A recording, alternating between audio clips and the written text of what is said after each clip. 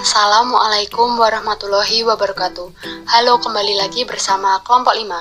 Kali ini kami akan membahas tentang fonologi.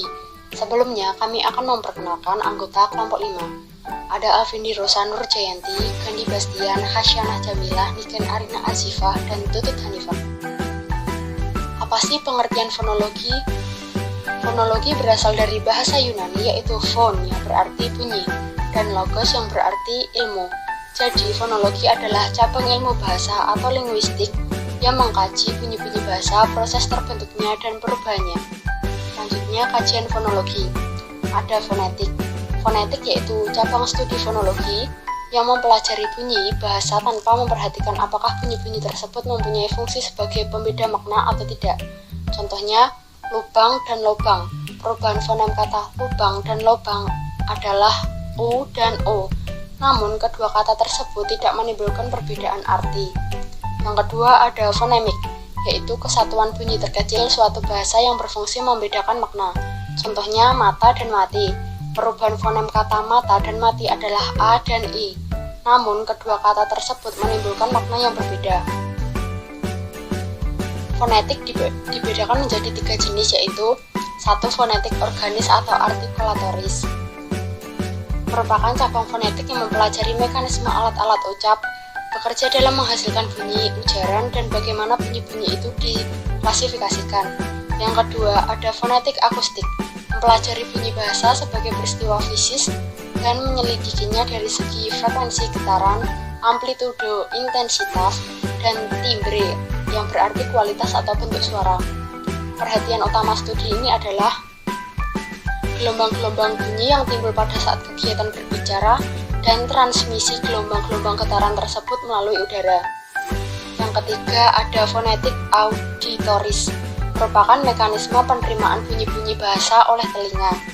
Perhatian utamanya adalah pada persepsi gelombang-gelombang bunyi oleh telinga pendengar, baik yang berkenaan dengan fisiologi telinga dan alat-alat dengar yang terkait maupun berkenaan dengan psikologi resepsinya. Berikut adalah gambar tentang fonetik artikulatoris dan fonetik auditoris. Klasifikasi bunyi bahasa berdasarkan ada tidaknya rintangan terhadap arus udara dalam saluran.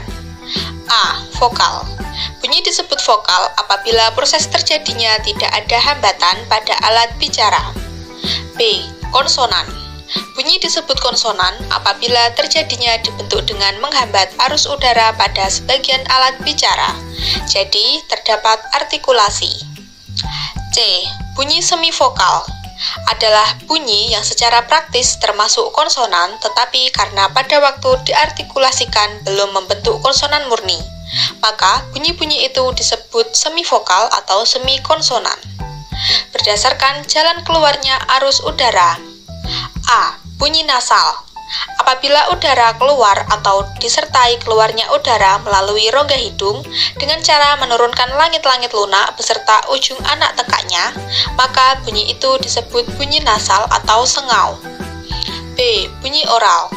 Apabila langit-langit lunak beserta ujung anak tekak menaik menutupi rongga hidung sehingga udara hanya melalui rongga mulut saja, maka bunyi yang dihasilkan disebut bunyi oral. Berdasarkan perwujudannya dalam suku kata. A. Bunyi rangkap adalah bunyi yang terdiri dari 2 bunyi dan terdapat dalam suatu suku kata. B. Bunyi tunggal. Jika terdapat dalam 2 suku kata yang berbeda, bukan bunyi rangkap melainkan bunyi tunggal saja. Bunyi keras, fortes, dan lunak, lenes. Bunyi bahasa dibedakan atas bunyi keras dan lunak. Perbedaan ini didasarkan pada ada tidaknya ketegangan kekuatan arus udara pada waktu bunyi itu diartikulasikan. Bunyi bahasa disebut keras bila pada waktu diartikulasikan disertai ketegangan kekuatan arus udara. Bunyi panjang dan pendek. Bunyi bahasa dibedakan atas bunyi panjang dan pendek. Perbedaan ini didasarkan pada lamanya bunyi itu diucapkan atau lamanya bunyi itu diartikulasikan. Bunyi nyaring dan tidak nyaring. A. Vokal. Semakin ke bawah derajat penyaringan untuk vokal itu berturut-turut dari yang paling rendah sampai yang paling tinggi, yaitu vokal tertutup, vokal semi tertutup, dan vokal terbuka. B. Konsonan.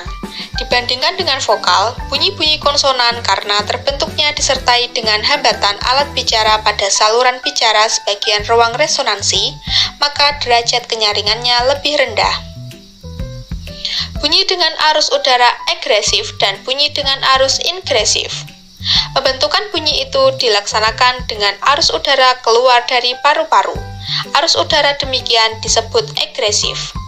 Namun, dalam bahasa-bahasa tertentu, dapat juga bunyi itu terbentuk dengan arah udara masuk ke dalam paru-paru. Jika demikian, udara itu disebut ingresif. Pembentukan vokal, konsonan, diftong, dan cluster. Pembentukan vokal berdasarkan tinggi rendahnya lidah. A. Vokal tinggi atas, seperti bunyi I dan U. B. Vokal tinggi bawah, yaitu I dan U. C. Vokal sedang atas, yaitu E, O. D. Vokal sedang bawah, yaitu E dan O. E. Vokal sedang tengah, yaitu E. F. Yaitu vokal rendah, berupa A. Berdasarkan maju mundurnya lidah. A. Vokal depan, seperti bunyi I, E, dan A. B. Vokal tengah, seperti bunyi A. C. Vokal belakang, seperti bunyi U dan O. Berdasarkan struktur. A. Vokal tertutup, yaitu I dan U. B. Vokal semi tertutup, yaitu E dan O. C. Vokal semi terbuka, yaitu E dan O. D. Vokal terbuka, yaitu A. Pembentukan vokal berdasarkan bentuk mulut. A. Vokal bundar. Vokal yang diucapkan dalam bentuk mulut membundar, seperti O dan U. Vokal tak bundar, contohnya I dan E. Vokal netral, yaitu A. Berdasarkan keempat kriteria yang dibicarakan tersebut, maka nama-nama vokal dapat disebutkan sebagai berikut. Vokal I. Kriteria: vokal depan, tinggi atas, tak bundar, tertutup. Contoh kata: ini, ibu, ibu, cari, cari, lari, lari. I. Kriteria: vokal depan, tinggi bawah, tak bundar, tertutup. Contoh kata: pinggir, pinggir, adik, adik. Vokal U. Kriteria: vokal belakang, tinggi atas, bundar, tertutup. Contoh kata: udara, udara, utara, utara. Vokal U. Vokal belakang, tinggi bawah, bundar, tertutup. Contoh kata: ukur, ukur, urus, urus, turun, turun.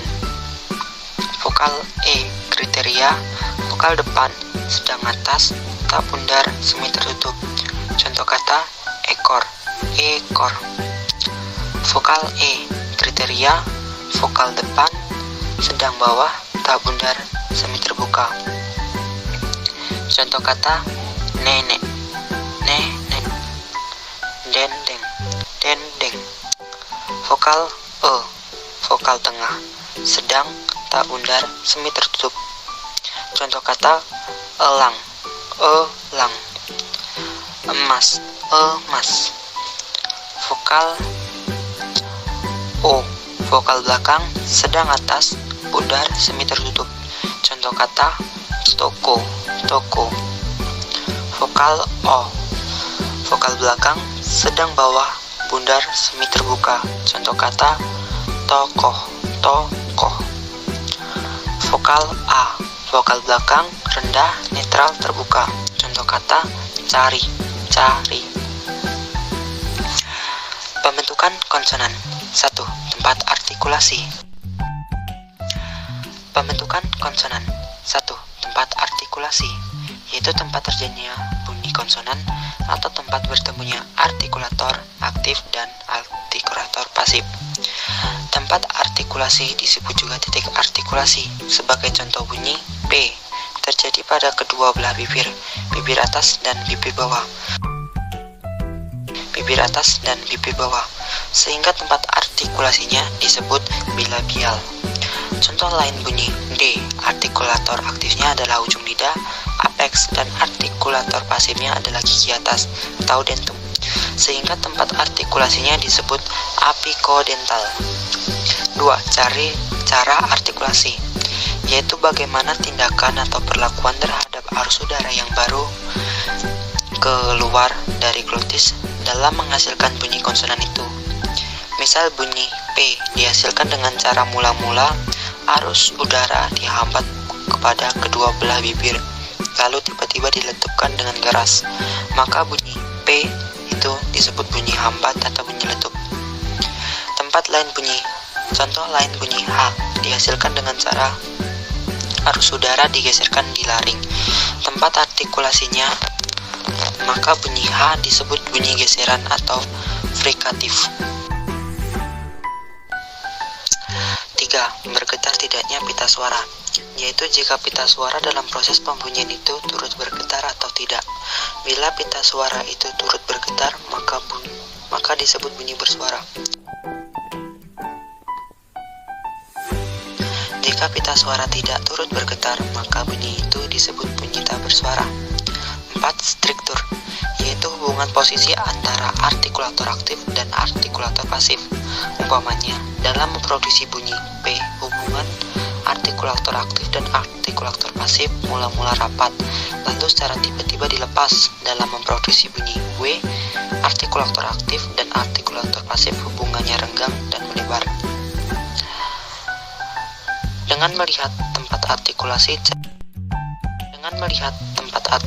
cara artikulasi, dan bergetar tidaknya pita suara, maka nama-nama bunyi konsonan itu dapat disebutkan sebagai berikut.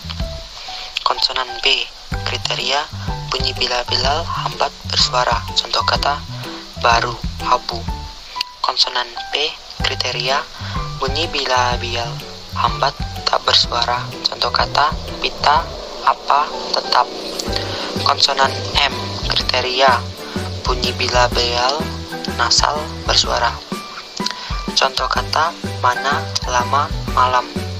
Konsonan W, kriteria bunyi bilabial semivokal bersuara, contoh kata wama, waktu, awam. Konsonan V, kriteria bunyi labiodental geseran bersuara, contoh kata veteran, devisa. Konsonan F, kriteria bunyi labiodental geseran tak bersuara, contoh kata fajar, nafas, taraf. Konsonan D, kriteria bunyi apikoalveole. Konsonan D, bunyi apikoalveolar hambat bersuara, contoh kata datang, datang. Konsonan T, bunyi apikoalveolar hambat tak bersuara, contoh kata peta, peta. Konsonan N, bunyi apikoalveolar kriteria nasal bersuara, contoh kata nama, ini, saran. Konsonan L, bunyi apikoalveolar sampingan bersuara, contoh kata lama, pula, asal. Konsonan R, kriteria bunyi apikoalveolar getar bersuara, contoh kata segar, segar. Konsonan Z, kriteria bunyi lamioalveolar geseran bersuara, contoh kata lezat, lezat. Pembentukan diftong.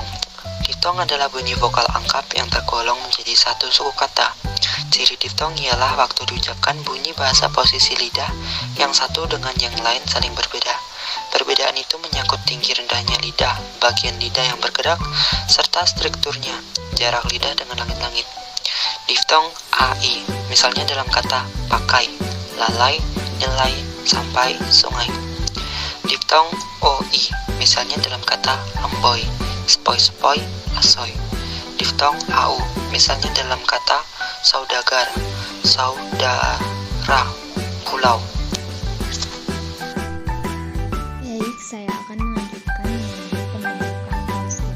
Bunyi klaster atau konsonan rangkap dua atau lebih apabila klaster terdiri atas dua kontoid. Yang berlaku adalah kontoid pertama hanyalah sekitar P, B, K, T, G, S, dan Q. Kontoid kedua hanyalah sekitar L, R, Y. Contohnya PR pada kata praktik, BR pada kata beringas, TR pada kata transaksi, KR pada kata promosi, PL pada kata pelayanan, BL pada kata belangko, GR pada kata gratis, DR pada kata drama. Jika klaster terdiri atas tiga kontoid, yang berlaku adalah kontoid pertama selalu S, kontoid kedua T, K, atau T, kontoid ketiga R atau L. Contohnya, STR pada kata strategi, STR pada kata sprinter, SKR pada kata skripsi, SKL pada kata sklerosis. Fonem bahasa Indonesia. Fonem merupakan satuan bunyi bahasa terkecil yang dapat membedakan arti. Ilmu yang mempelajari tentang fonem disebut fonemik. Fonemik sendiri merupakan bagian dari fonologi. Fonologi ini khusus mempelajari bunyi bahasa. Untuk mengetahui suatu fonem harus diperlukan pasangan minimal. Contoh, harus dan arus. H merupakan fonem karena membedakan arti kata harus dan arus. Kasanah fonem. Kasanah fonem merupakan banyaknya fonem yang terdapat dalam satu bahasa. Berapa jumlah fonem yang dimiliki suatu bahasa tidak sama jumlahnya dengan yang dimiliki bahasa lain. Klasifikasi fonem. Kriteria dan prosedur klasifikasi fonem sama dengan klasifikasi bunyi dan unsur suprasegmental. Fonem-fonem yang berupa bunyi yang didapat sebagai hasil segmentasi terhadap arus ujaran disebut fonem segmental. Fonem yang berupa unsur suprasegmental disebut fonem suprasegmental atau fonem non-segmental. Fonem dalam bahasa Indonesia terdiri atas vokal dan konsonan. Vokal merupakan bunyi ujaran yang tidak mendapatkan rintangan saat dikeluarkan dari paru-paru. Vokal dibagi menjadi dua, yaitu vokal tunggal atau yang biasa disebut monoftong yang meliputi A, I, U, E, O, dan vokal rangkap atau diftong yang meliputi AI, AO, OI. Sementara konsonan merupakan bunyi ujaran yang dihasilkan dari paru-paru dan mengalami rintangan saat keluarnya. Contoh konsonan antara lain P, B, M, W, F, V, T, D, N, C, J, K, G, H. Konsonan rangkap disebut klaster.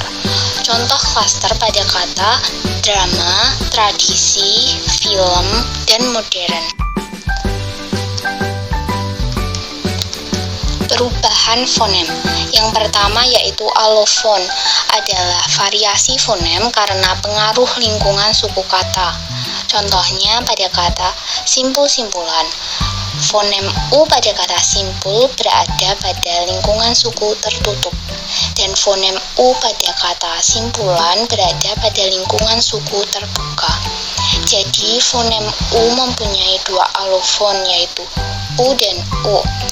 Sementara yang kedua ada asimilasi yang merupakan proses perubahan bunyi dari tidak sama menjadi sama atau hampir sama. Misalnya kata in ditambah moral menjadi immoral.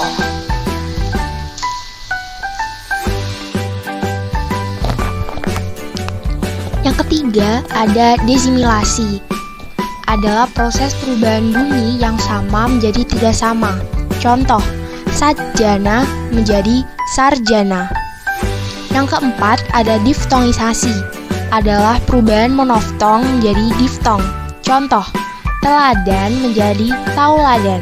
Sentosa menjadi sentausa. Yang kelima ada monoftongisasi. Adalah proses perubahan diftong menjadi monoftong.